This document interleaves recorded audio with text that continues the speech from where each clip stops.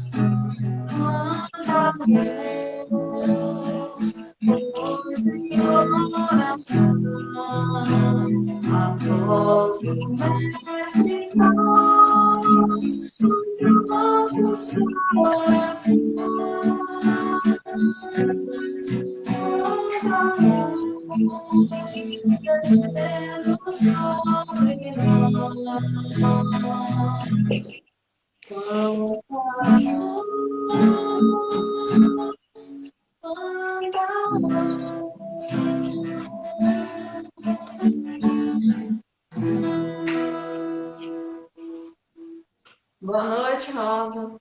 Boa noite, Vanessa. Tudo bem? Tudo bem, e vocês? Bem também. Vamos começar a palestra, então? Vamos. Então, a palavra é sua. Boa noite a todos e a todas. Que a luz de Jesus nos envolva, nos ilumine nesta noite de hoje, com esse tema, iluminação interior. Eu gostaria de começar as nossas reflexões da noite com uma história. É uma história conhecida por todos, mas que traz uma reflexão imensa nesse tema que hoje me proponho a refletir com todos os nossos seguidores. O nome da história é A Melhor e a Pior Comida do Mundo. É um texto, uma adaptação muito interessante. Há mais de 2000 anos atrás, um rico mercador grego tinha um escravo chamado Esopo. Ele era feio, corcunda, mas de sabedoria única no mundo. Certa vez, o mercador chamou o escravo e disse: Toma essa sacola de moedas, vá ao mercado e traze-me o que houver de melhor, a melhor comida do mundo. Em pouco tempo, o escravo volta com um prato coberto por fino pano de linho. E ao desvendar o prato, o mercador ficou surpreso. Ah, língua! Nada melhor do que a língua que os pastores gregos sabem tão bem preparar. Mas por que tu escolheste exatamente a língua como melhor comida do mundo? O escravo, então, levanta os olhos, encara o mercador e diz: Não há nada melhor do que a língua, Senhor. A língua é que nos une a todos quando falamos. A língua é o órgão da razão, da ciência, da sabedoria. A língua é que usam os poetas quando querem expressar o seu amor. É a língua que ensina, que elogia, que diz Deus, que diz sim, que diz luz, que diz eu te amo. Ei, Senhor, porque a língua é a melhor de todas as coisas. O mercador ficou surpreso. Esopo, tu realmente me trouxeste o que há de melhor. Toma essa outra sacola de moedas, vá novamente ao mercado e traze-me agora o que houver de pior, a pior comida do mundo. Em pouco tempo, o escravo volta com um prato coberto por um pano. E ao desvendar o prato, o mercador ficou indignado. O quê? Língua? Outra vez língua? Tu não me trouxeste a língua com o que havia de melhor? Traze-me agora com o que há de pior. Queres ser açoitado? O escravo novamente encara o mercador e diz: Não há nada pior do que a língua, Senhor. A língua é que divide os povos, separa a humanidade. É a língua que usam os falsos políticos quando querem nos trapacear com suas falsas promessas. É a língua que mente, que corrompe, que blasfema, que diz não, que diz eu te odeio. Ei, Senhor, porque a língua é a melhor e a pior de todas as coisas. É uma fábula de Esopo e ela vem nos dizer que podemos utilizar a língua para denegrir ou para construir. Podemos usar todas as nossas faculdades para alcançar a nossa iluminação interior, ou podemos usar para nos tornarmos seres opacos, escuros das trevas. Então são as nossas escolhas que fazem das nossas vidas a diferença grande. E Jesus traz esse convite para nós. Ele diz: brilhe a vossa luz. Este é o grande propósito da criatura humana. Sermos capazes de refletir o que há em nós de divino, de eterno. E há várias forças que nos conduzem neste processo de iluminação, que poderíamos resumir em 3 forças principais.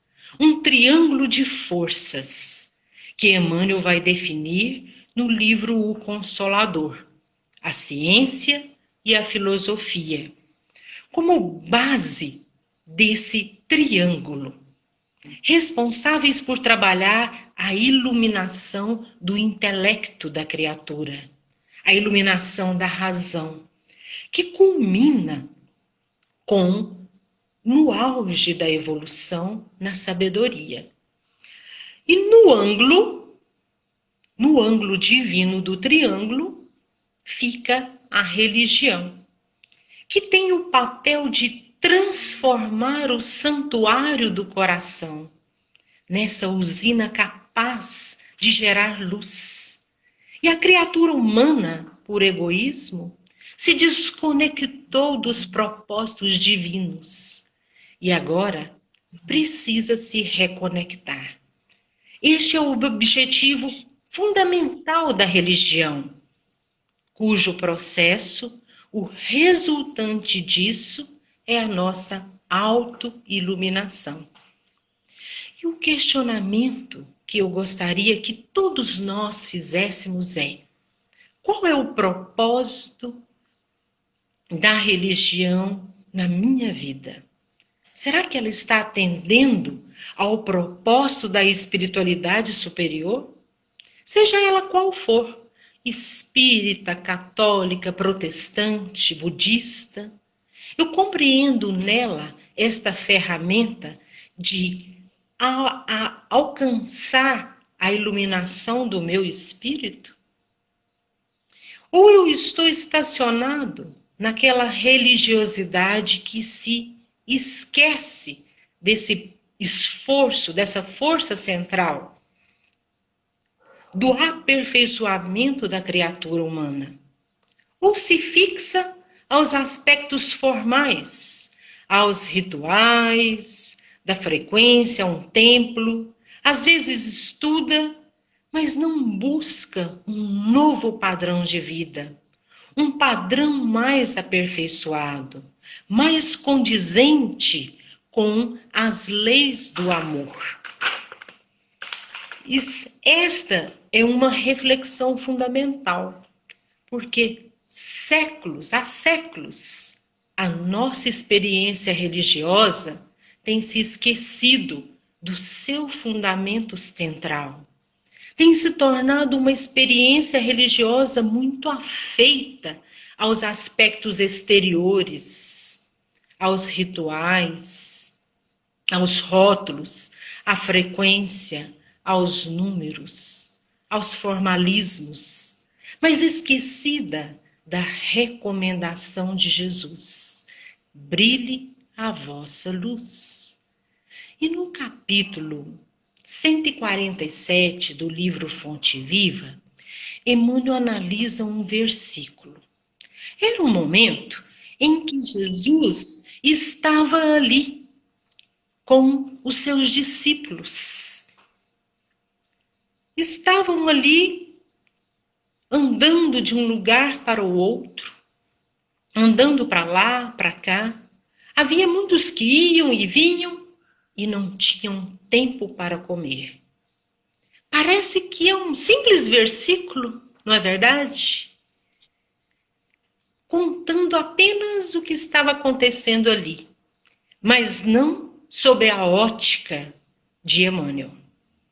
não sob a ótica de quem já acendeu a luz interior e consegue enxergar além, porque é sempre assim. O nosso horizonte de visão é proporcional à luz que acendemos por dentro. Experimenta entrar num quarto escuro com uma vela. Perceba a diferença de acender uma luz. Você vai perceber que o raio de ação é sempre proporcional à fonte emissora. Emmanuel conseguiu enxergar mais além neste versículo. Ele então vai comentar com uma abordagem muito pertinente aos dias de hoje, em que muitos de nós nutrem uma experiência religiosa, mas paradoxalmente parecem mais aflitas, mais desesperançadas, desconsoladas e sem sentido existencial. Então, Emmanuel vai comparar aquela movimentação dos discípulos que iam e vinham e não tinham tempo para comer, com a condição da humanidade na atualidade. Iam e vinham, correria, movimento, muita ação, muito barulho, sem tempo para comer. E Emmanuel pergunta: comer o quê? Comer o quê? Aquilo que de fato, para Jesus, era o verdadeiro alimento. Aquilo que de fato é eterno. Aquilo que mantém em nós a chama da espiritualidade e do amor. Então, em um momento da mensagem, ele vai dizer assim: nunca existiram no mundo tantos templos de pedra para a manifestação da espiritualidade. Mas, ao mesmo tempo, nunca existiram tantos corações desconsolados, desencantados. Como medir esse paradoxo? Como entendê-lo? Iam e vinham e não tinham tempo para se alimentar. Vocês conhecem aquela mecanicidade da nossa ação do dia a dia? Fazemos tudo sem sentir. Aquele automatismo que por vezes entramos em todos os âmbitos da nossa vida, inclusive no âmbito da religiosidade, que é a religiosidade que é o responsável por trabalhar em nós o que é de mais valoroso, o sentimento, a eternidade. Emmanuel diz ser uma espiritualidade que perdeu o foco, seu fundamento essencial, algo que não é novo. Pois se formos analisar o Evangelho, nós vamos nos deparar com a luta de Jesus para recuperar esse senso de religiosidade que havia se perdido após a primeira revelação.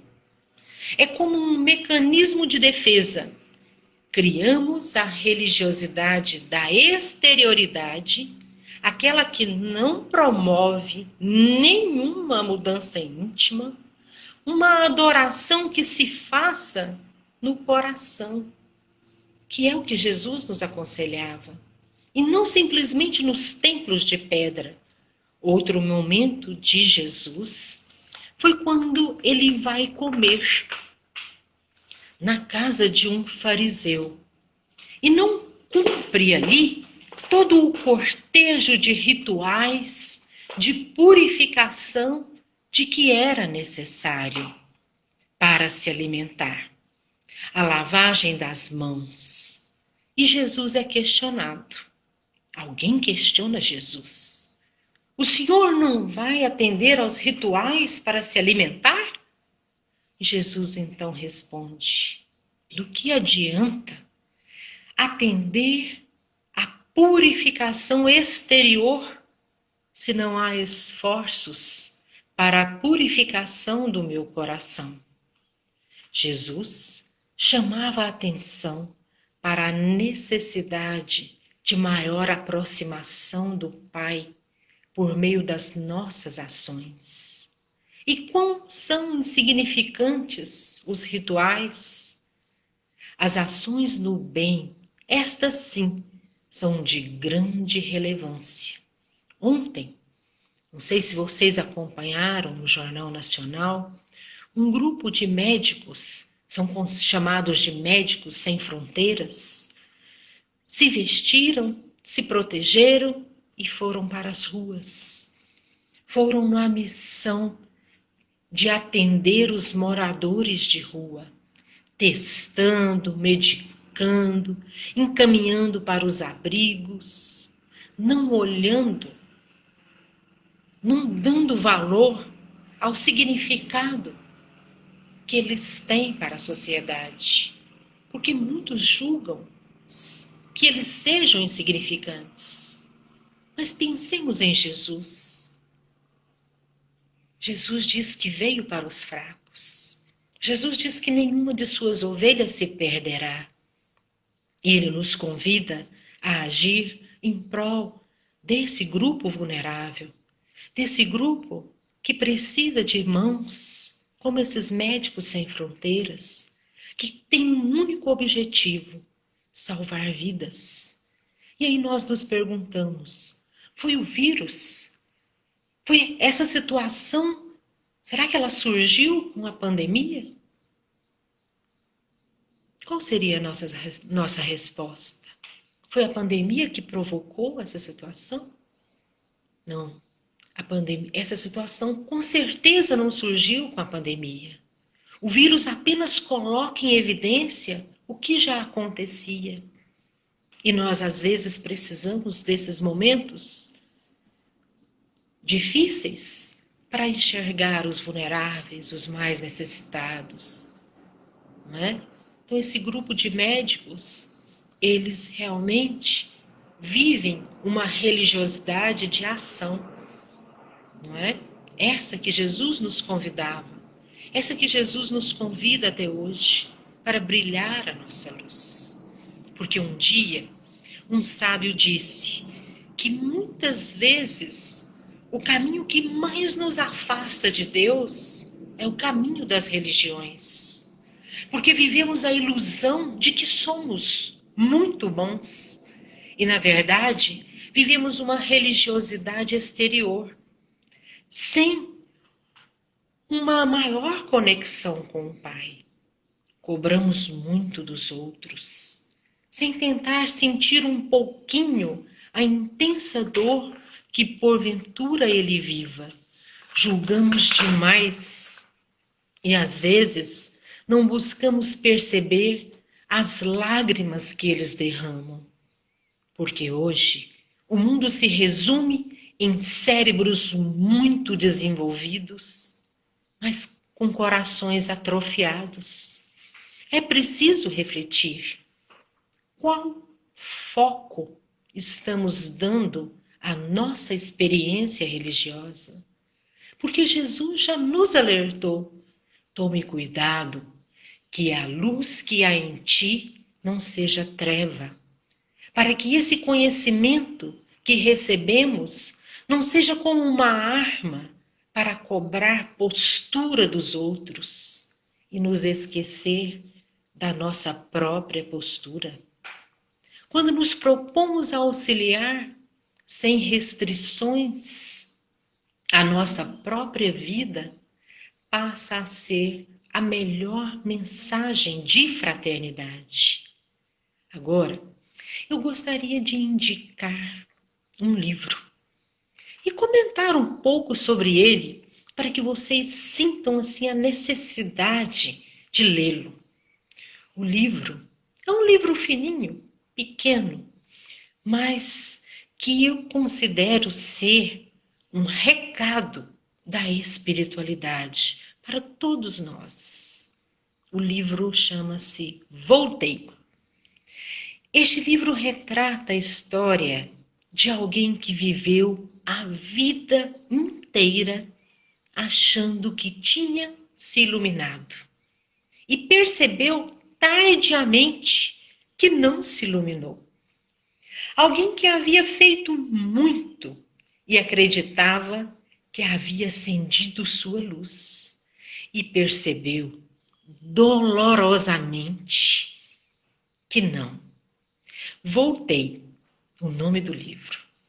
O próprio título é um indicativo. Eu voltei para avisar vocês, para dar uma dica para vocês. Irmão Jacob, diretor da Federação Espírita Brasileira, editou muitos livros, participou de muitas reuniões, era um doutrinador, dialogava com os espíritos, dava a esses espíritos dicas importantíssimas de fé, de busca por sua melhoria íntima. Notável trabalhador na seara espírita. E várias perguntas precisam ser feitas. Será que a nossa experiência religiosa está me transformando?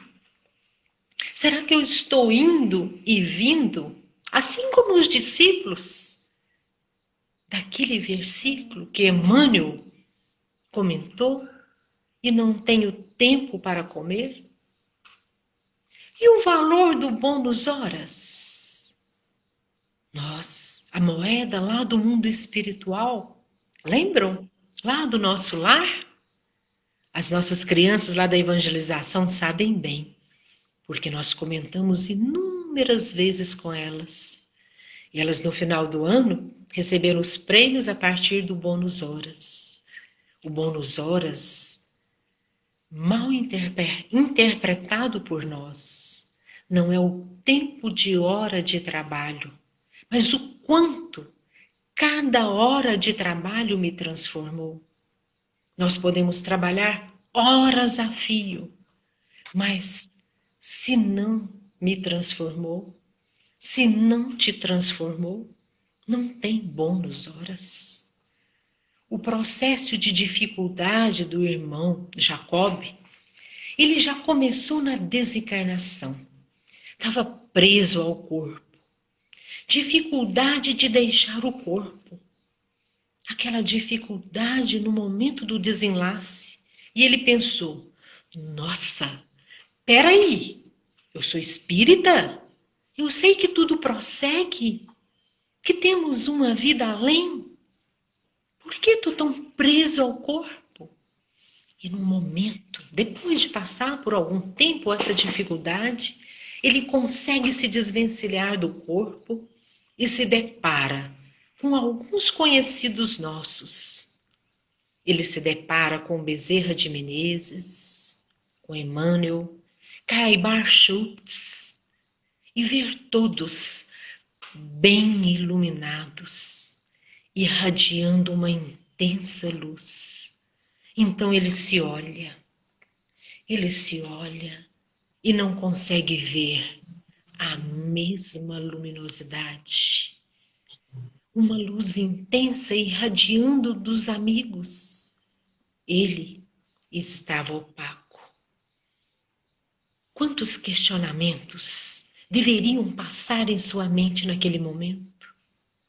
Um trabalhador, um membro da Federação Espírita Brasileira, doutrinador, livros, palestras, e não tinha luz, opaco. Mas ele só cai em si quando se depara com um espírito obsessor que ele tinha doutrinado. E ele diz, olha quem está aqui, irmã Jacob. Você, irmão Jacob, falava tão bonito, sobre o caminho da luz. E agora, onde está a sua luz? Quem diria? Um espírito obsessor que ele doutrinou, que ele deu o caminho da luz, estava ali a lhe cobrar a luz, e ele só tinha um ser opaco para mostrar. E ele então caiu em si.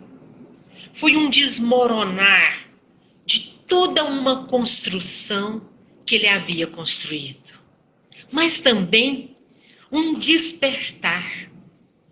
A desilusão é um convite da espiritualidade para começar um processo de renovação, de iluminação interior.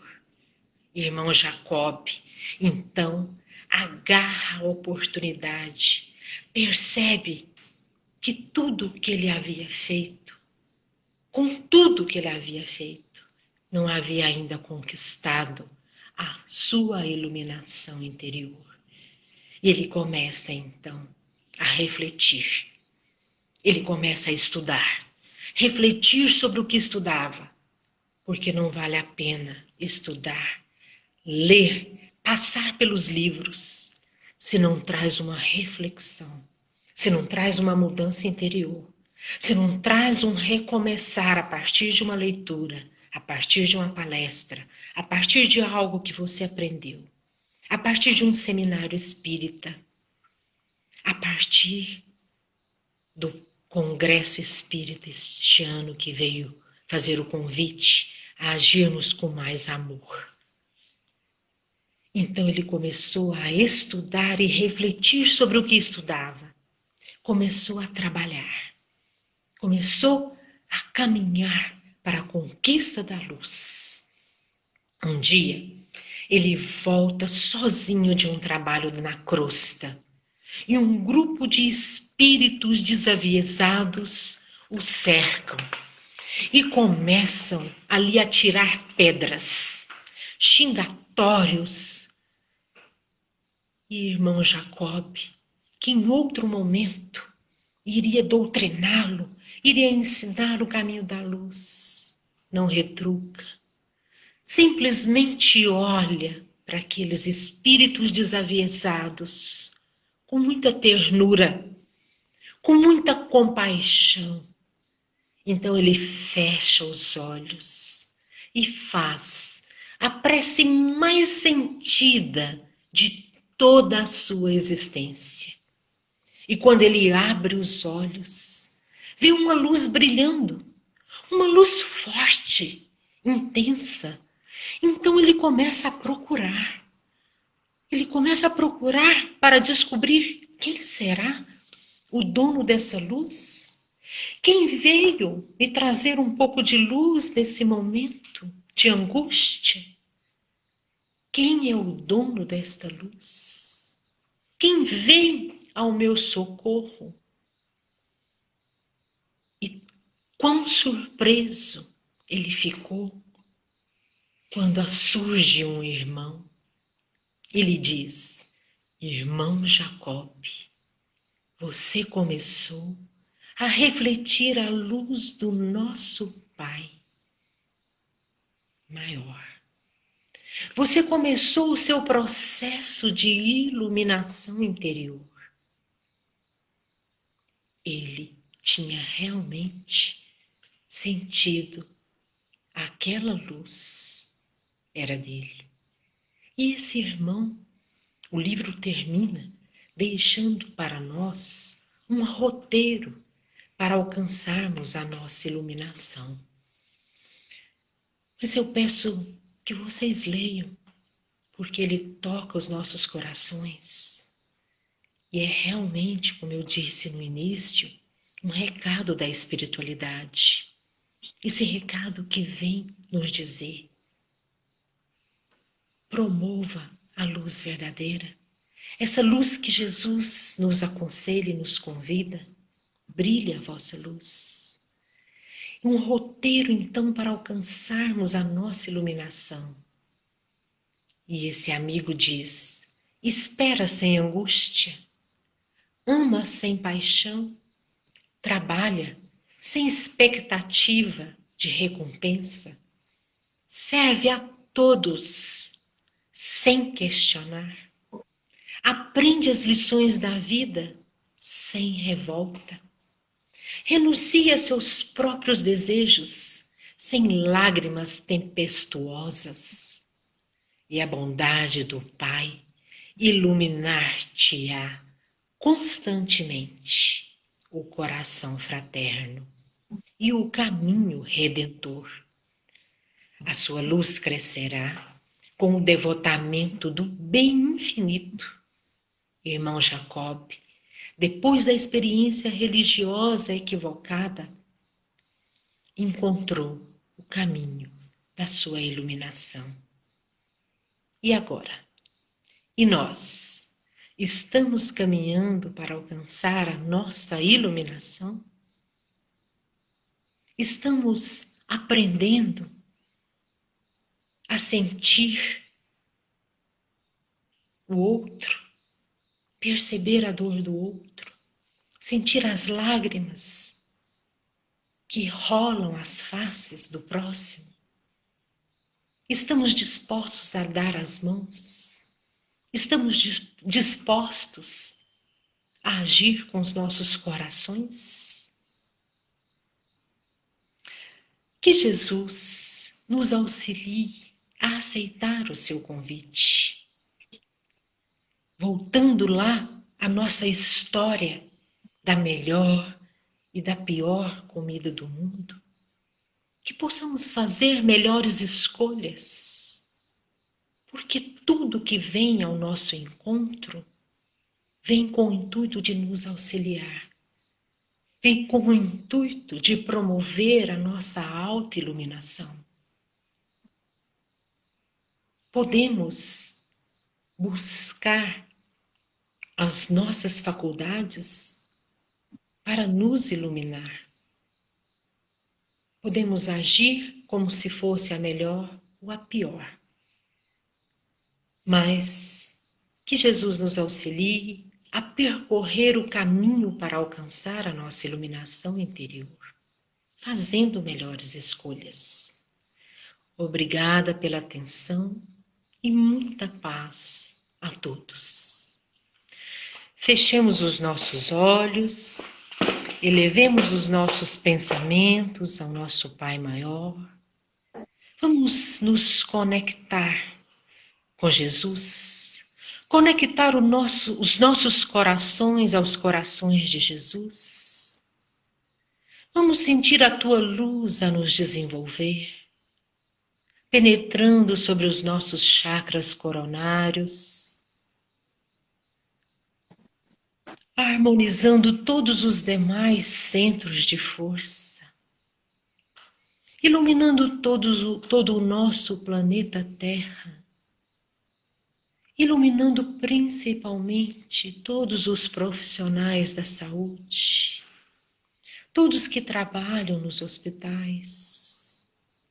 Que esta luz envolva os nossos lares, os lares vizinhos dos nossos familiares, dos nossos amigos.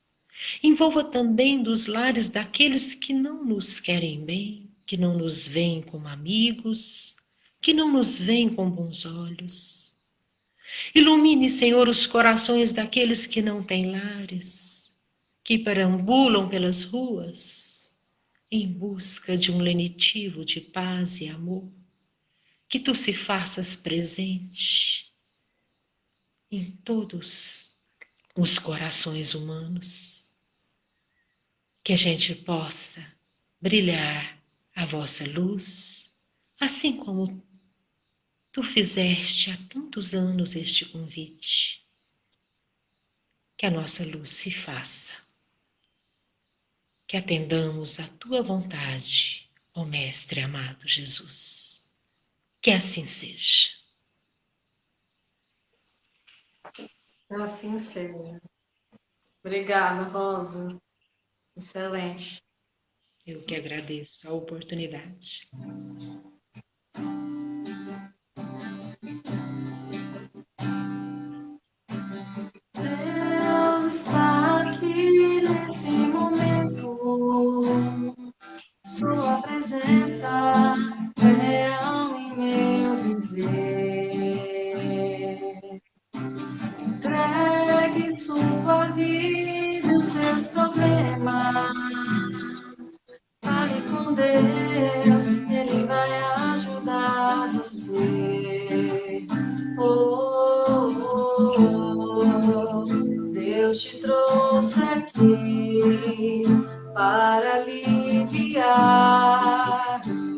seu sofrimento. É Ele o autor da fé, do princípio ao fim, todos seus tormentos.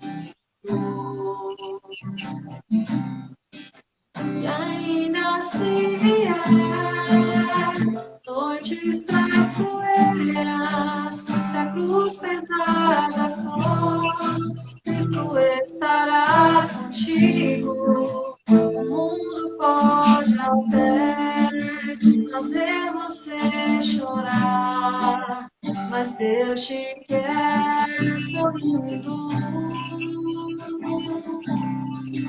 Ainda se vier noites traiçoeiras, se a cruz pesada for, Cristo estará contigo.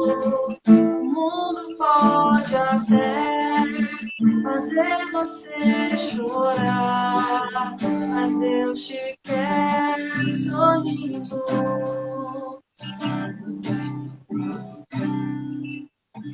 Seja qual for o seu problema, fale com Deus, Ele vai ajudar você. Pois a dor vem sempre a alegria, pois Deus é o amor e não te deixará sofrer. Oh, oh, oh. Deus te trouxe aqui para aliviar o seu sofrimento. É Ele o autor da fé, do princípio ao fim, todos seus tormentos.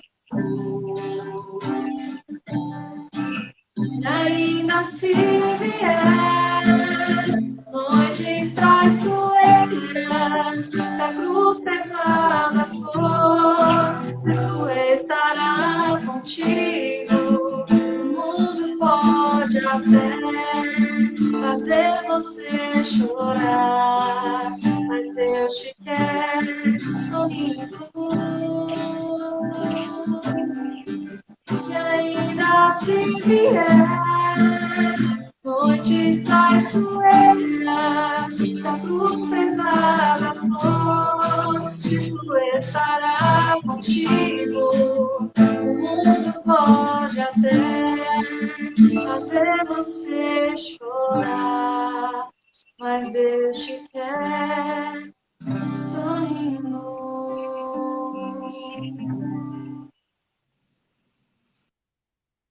Agradecemos a presença de todos vocês. Lembrando que amanhã nós temos aula de psicoeducação com a doutora Aline, com a Elza.